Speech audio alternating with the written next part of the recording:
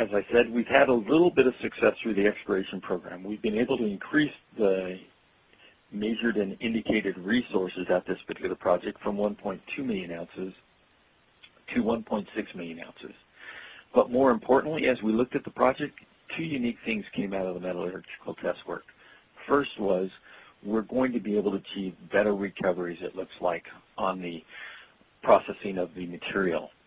That is important because it means that you're going to be able to get more gold, and it doesn't cost you more to get there. In fact, the metallurgical test work showed that we would use less chemicals in order to, and reagents in order to extract that gold. So therefore, we would be able to get greater recoveries at a lower cost, which are two important factors. So as we look to the future at that particular project, this year we have begun and undertaken a 10,000 meter drill program looking at identifying a new area there, and we have identified some new mineralization called La Copa, and we're starting to drill on that. It's early days, but we have high hopes for what that might bring to us. As we step away and we start to look at La Colorada, that is a project that is also located in Mexico, in the state of Sonora, by the capital city of Hermosillo. This particular project, as you said, Jordan, was operating back in the early 90s underneath a company by the name of Argonaut Gold.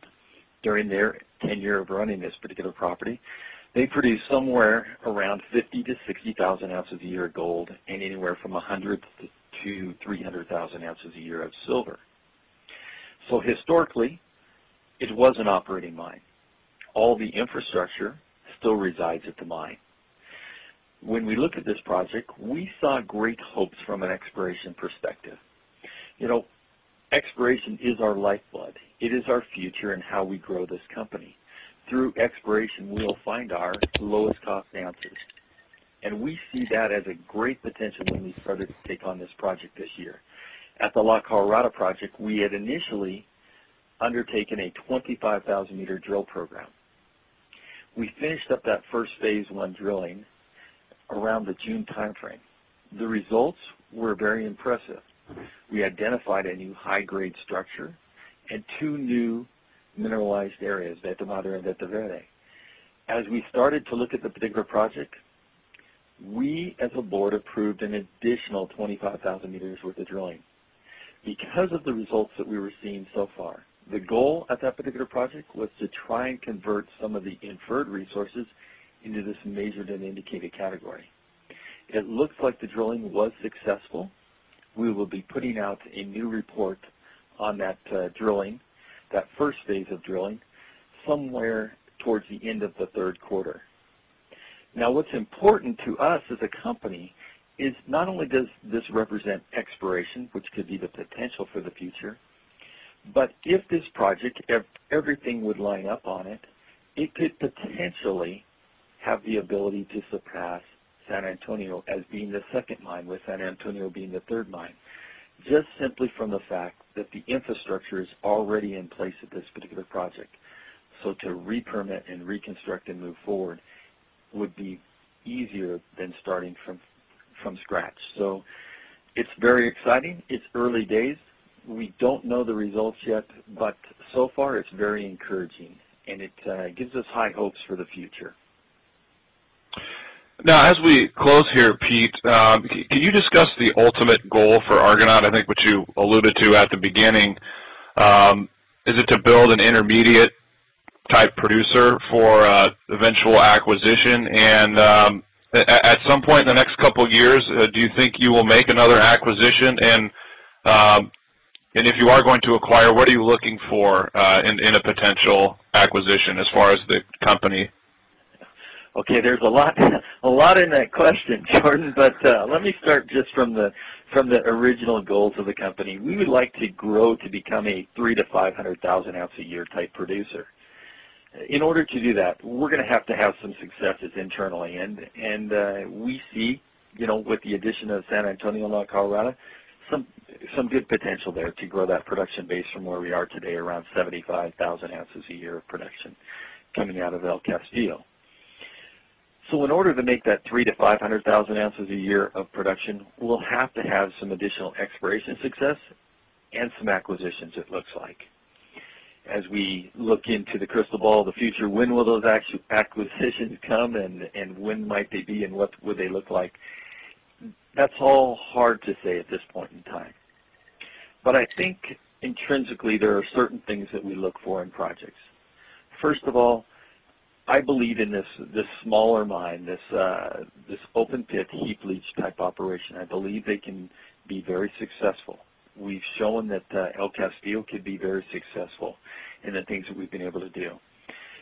The other thing that's very important about these open pit heap leach mines is that the capital, or the amount of dollars that we're going to have to spend up front, can be somewhat mitigated.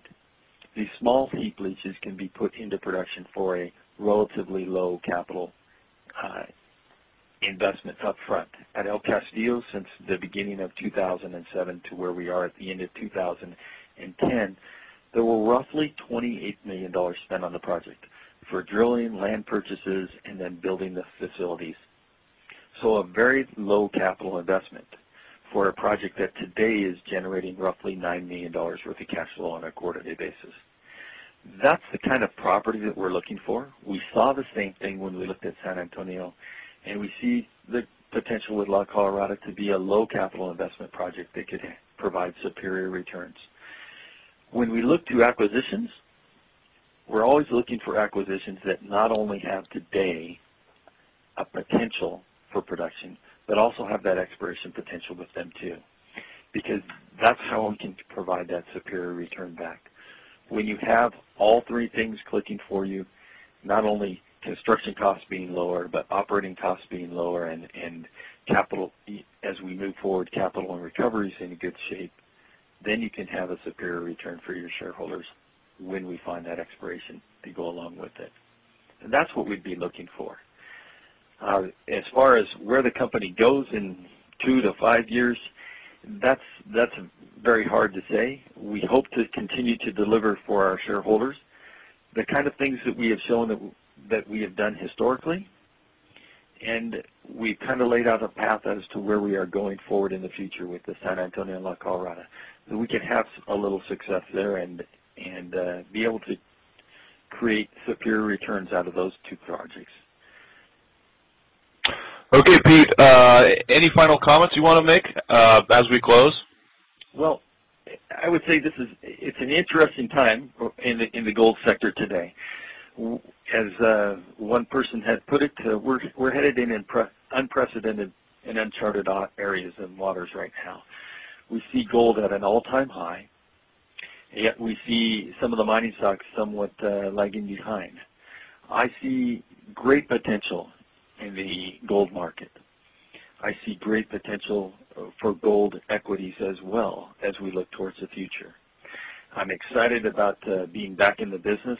When we sold Meridian Gold, I had a 2-year non-compete in the gold business. To be back in the business is exciting. To do something that you love to do every day is very exciting, and something we should all strive in, whatever our careers might be.